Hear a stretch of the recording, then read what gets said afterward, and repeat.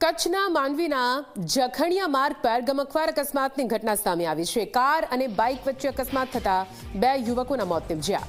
Bike પર સવાર એક યુવક ગંભીર રીતે ઇજાગ્રસ્ત થયો છે। પોલીસે સમગ્ર મામલે તપાસ હાથ ધરી છે। આસંબિયા તરફ જતા હતા તે દરમિયાન કારે ટક્કર મારી। તો બાઇક પર સવાર એક યુવક ગંભીર રીતે ઇજાગ્રસ્ત થયો છે, જે બાદ કારમાં પણ આગ લાગી ગઈ હતી। દ્રશ્યો આપ ટીવી સ્ક્રીન પર આપ જોઈ રહ્યા છો। આસંબિયા તરફ જતા હતા તે દરમિયાન આ ગમખ્વાર અકસ્માત નડ્યો। કચ્છના માંડવીના જખણિયા માર્ગ પર આ ગમખ્વાર અકસ્માત, જ્યાં ઇજાગ્રસ્તોને હાલ તો આપવામાં આવી રહી છે સારવાર।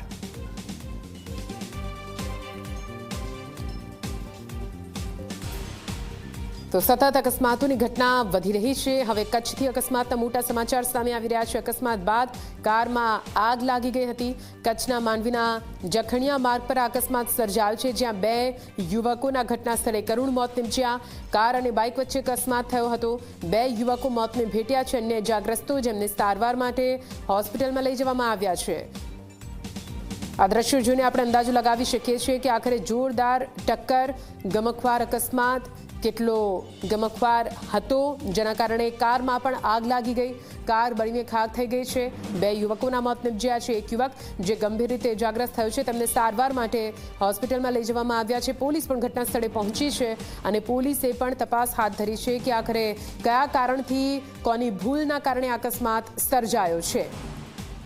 બે યુવકોના મોત થતાં તેમના પરિવારમાં શોકનો માહોલ છે। વધુ માહિતી સાથે સંવાદદાતા રાજેન્દ્ર ફોન લાઈન પર। રાજેન્દ્ર, ગમખ્વાર અકસ્માતની ઘટના, કાર અને બાઇક વચ્ચે અકસ્માત, ક્યાં આગળ, ક્યારે, કેવી રીતે અકસ્માત થયો, શું કઈ વિગતો ત્યાંથી? રાજેન્દ્ર જી, વાત કરવામાં તો માંડવીના આસંબિયા અને જખણિયા માર્ગ પર મોડી રાતે ગમખ્વાર અકસ્માત થયો છે। કિયા સેલ્ટોસ કાર અને હોન્ડા મોટરસાયકલ વચ્ચે જે જોરદાર ટક્કર થઈ। મોટરસાયકલ પર બે સવાર જુવાનો હતા, એને ગંભીર ઇજાથી ઘટના સ્થળે જ મોત થયું હતું, ત્યારે બાઇક પર સવાર ત્રીજો યુવક ગંભીર રીતે ઘાયલ પણ થયો હતો।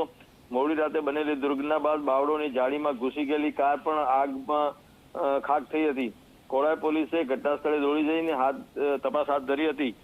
ભુજના બે નવજુવાનિયા ઉંમર વર્ષ 23ના કિરણ અને ઉંમર વર્ષ 23નો રોહિત વડિયારા, આ બંનેના મૃત્યુ થવાનું વિગત બહાર આવી છે।